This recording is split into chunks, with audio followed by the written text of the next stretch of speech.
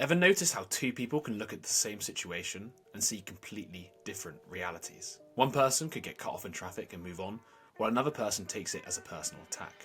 That is framing. A frame is just a mental filter, a lens so to speak, that shapes what we notice, how we interpret it, and ultimately how we respond. It's like camera angles in a movie. Shift the perspective and the whole scene will change. Most of the time, these frames run in the background, completely unnoticed. But here's the key. You can change the frame. You can swap it, reshape it, or create an entirely new one. And this is where reframing comes in. Instead of getting stuck in frustration, doubt, or old patterns, reframing helps you uncover new possibilities, new ways to think, act, and move forward. And this isn't just theory. This is backed by psychology, neuroscience, and real-world experience. The way you frame something literally changes the options you see. Here at Wise Words, we normally break down book ideas, idea by idea, but this time we're taking a different approach. Rather than summarising one book, we've distilled the best insights from dozens of books on reframing to create a practical framework that you can use right now. We've called it Frame, a simple 5-step process to help you reframe any situation and take action. So let's dive in. So number 1, F, find the frame. We're going to spot your default lens so then you can change it. Ever get stuck in a loop of, why does this always happen to me? Or, I just can't catch a break? Well, that is your frame talking. So before you can reframe anything, you first have to find the frame you're already using. Because whether you realise it or not, there's already one shaping your thoughts right now. So, how do we go about finding your frame? Well, one of the ways is naming your initial reaction. So, what's your gut response to the situation? Imagine you bomb a presentation at work. Do you instantly think, I'm terrible at public speaking? Or something like, that was a bad day, I'll learn from it. It's clear here to see the difference. One shuts down possibilities and the other opens them up. Number 2, we need to spot hidden assumptions. Most frames operate on invisible assumptions that you will take as a fact. Common ones often include the following. If I fail, I'm a failure. Reality is failing is how you learn. Another one is if I don't feel motivated, I can't start. And the reality is action creates motivation, not the other way around. Another example is if I don't succeed fast, I'm not meant for this. Well, most success comes from consistency and not speed. You hesitate to start learning a new skill, for example, because your hidden rule is something like, if I'm not instantly good at this, maybe I'll embarrass myself. But what if you swap this belief, or this frame, for every expert was once a beginner. Looking stupid is just the price of getting better. See, this one shift can unlock a new way forward. The third way you can find your frame is notice your emotional filters. Your feelings often reveal the frame that you're using. For example, frustration, you might be framing something as unfair. Anxiety is, you might be framing something as a huge threat. The feeling of hopelessness, you might be framing something as permanent. So, you've got to ask yourself, is this emotion coming from reality or just my interpretation of it? For example, you're nervous about public speaking. Your frame might be, if I mess up, people will think I'm an idiot. But what if the real frame could be something more like, nobody cares if I mess up. They just want value from my talk. See, that alone reduces the fear and makes speaking easier. Then the last thing is 4, accept that your view is just one perspective. And now this one is absolutely huge. Your current frame isn't reality, it's just one version of it. There are other ways to see the same facts. And a reframe doesn't mean ignoring facts. It just means looking at the same facts differently. For example, the old frame could be something like, this breakup proves I'll never find love. Whereas a new, more positive frame will be, this breakup was a lesson in what I need in a partner. You can see here exactly the same situation, but completely different meanings. So let's look at a mini reframe exercise we can do right now. So right now, think of something bothering you. Ask yourself, what's my gut reaction? What assumptions could I be making? Could there be another way to see this? And boom, you just started reframing. See? Not so hard. But let's go deeper. So the R, number 2, reframe the situation. Alright, so you found your frame. You know how you're seeing the situation. And now here is the big question. Is this frame actually helping you? Because if your frame is making you feel powerless, stuck, or drained, then it's not the truth. It's just one version of the truth. And the best news possible is you can swap it out. Reframing is about choosing a new perspective, one that gives you More options, more agency, and more control. Think of it like changing the camera angle in a movie. The scene stays exactly the same, but the mood completely different. So how do you do it? Let's begin to break it down. How to reframe effectively. Well, one of the first things we can do, change the question. Your brain is wired to answer whatever question that you give it. So if you ask, why does this always happen to me? Your brain is going to dig up every past failure to confirm your misery. But if you ask, how can I use this? Your brain will start looking for how you can use this as an opportunity. So let's get an example in. You get rejected from a job application. So the default frame might be something like, I suck, I'll never get hired. Well, here's a reframe. What does this reveal about what I need to improve? See how much more empowering that is? And notice how the second frame opens the door while the first one slams it shut. So next time you catch yourself spiraling, stop and ask, is this the most useful question I could be asking right now? So number 2, use the if only, at least flip. Your mind loves to dwell on what's missing. You tell yourself things like, if only I had more time. If only I'd started earlier.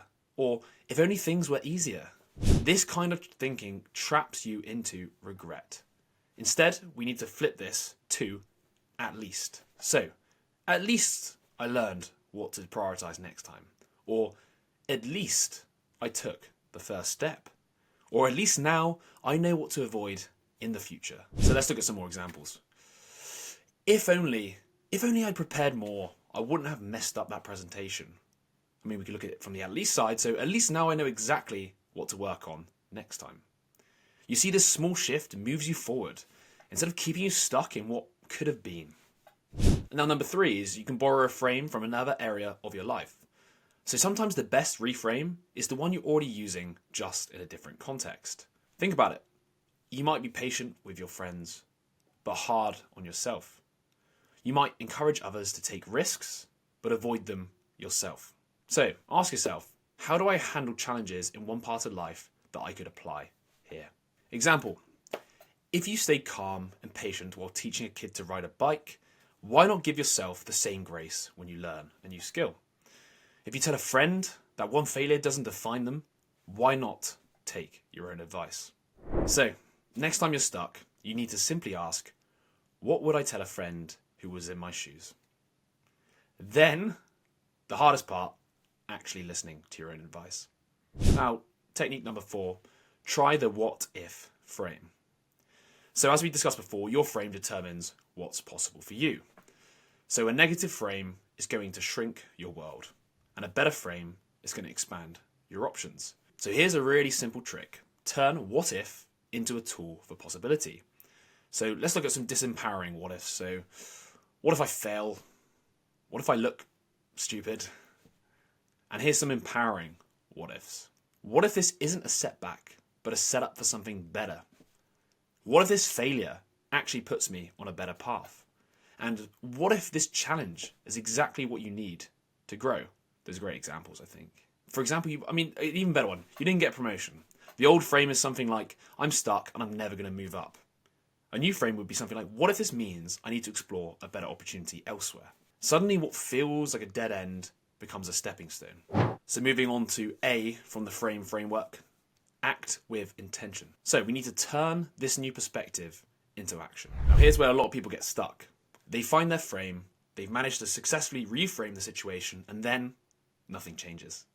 Because a reframe without action is like putting on running shoes and never leaving the house. It might feel good, but it doesn't actually move you forward. So reframing isn't about making yourself just feel better.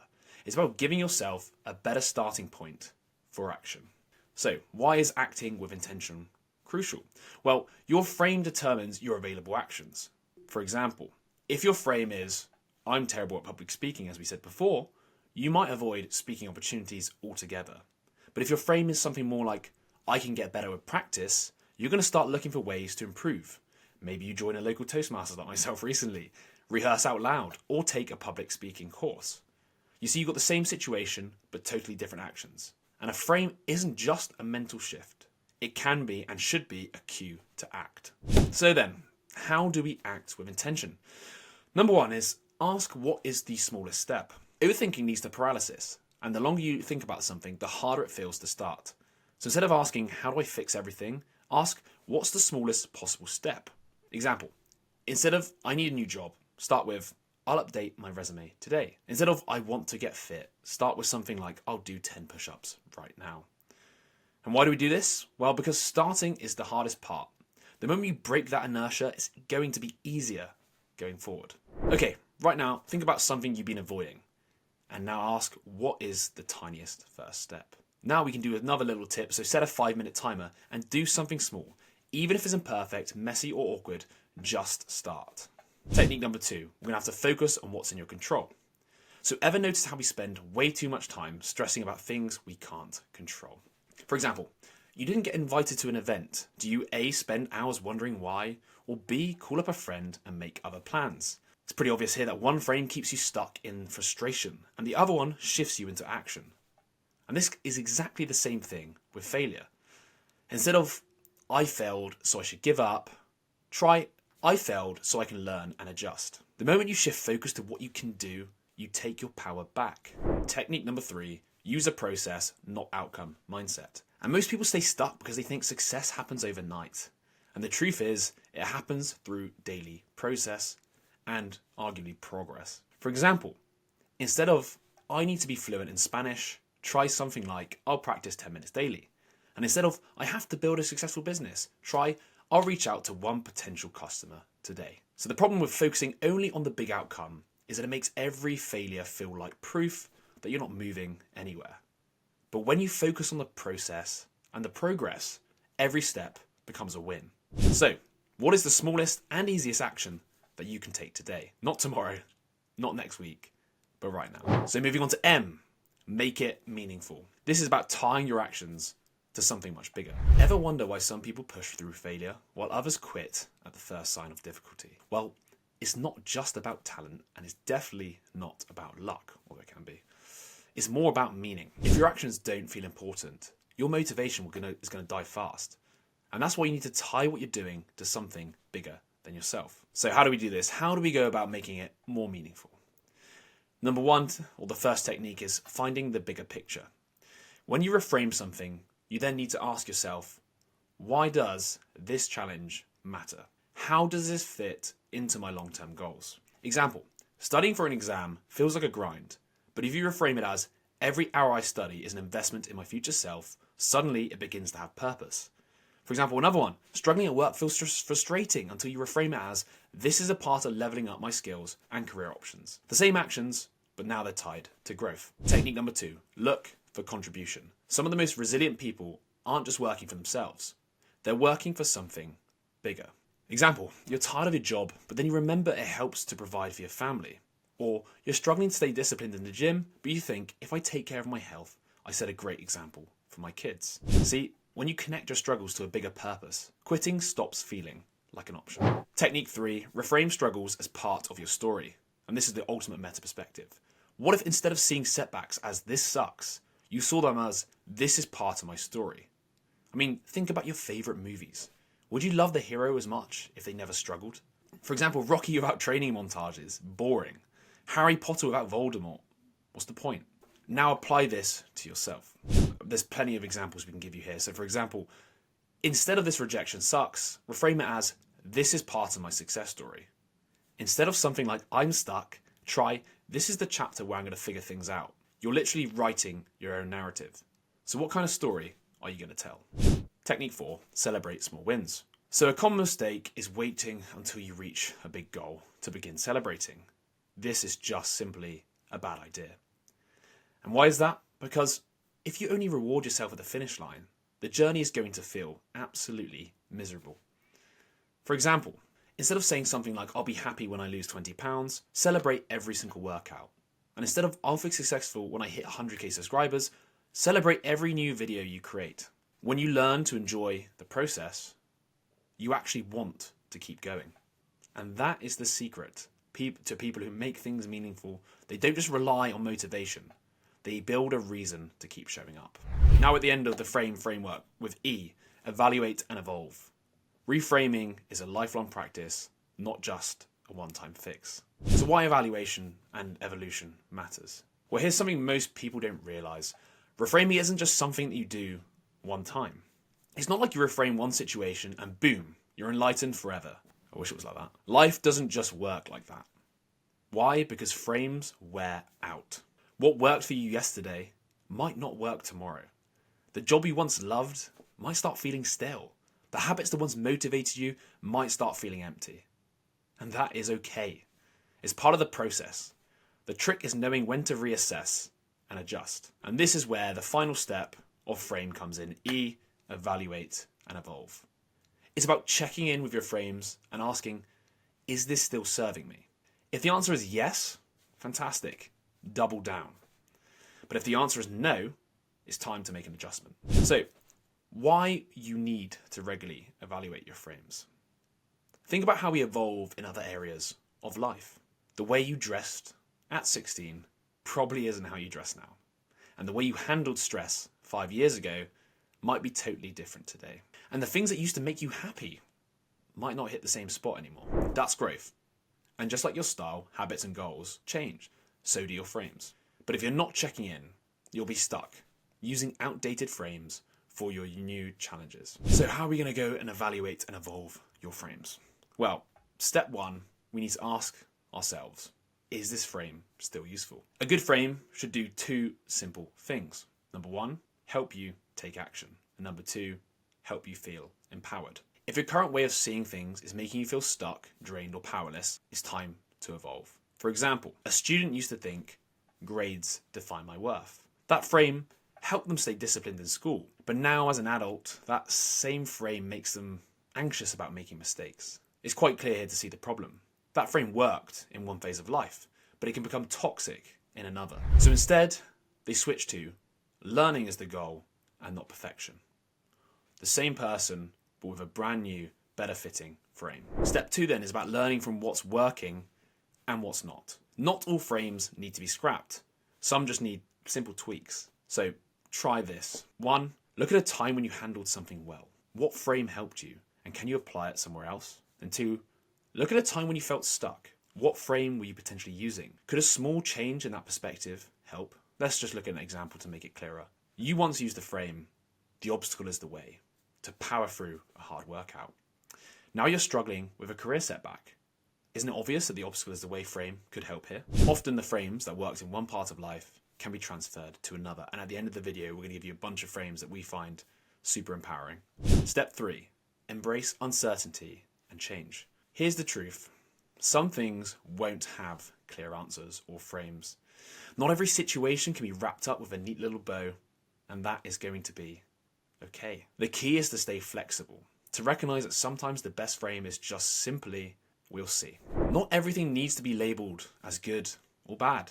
Sometimes you just need to let time do its thing. Example, you lose a job opportunity. Instead of framing it as a disaster, try, we'll see.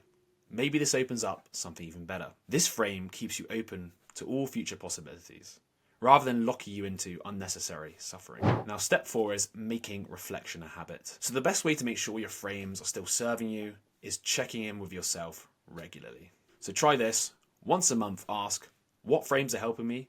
What frames are making me feel stuck? And what frame do I want to try next week? Think of it like updating the software on your phone. You don't wait for your phone to crash before you install an update. So don't wait for burnout or frustration to update your mental models. I mean, seriously, you wouldn't keep using your Windows 95, so why would you keep using mindsets from 5 years ago? All right, so frame. Let's bring this all together. Reframing isn't about pretending everything is great. It's about choosing a better, more empowering perspective, so you can then take action. It's about seeing options where you once saw dead ends. So remember, here's the simple frame method we covered. So F, find the frame. We need to spot your current lens.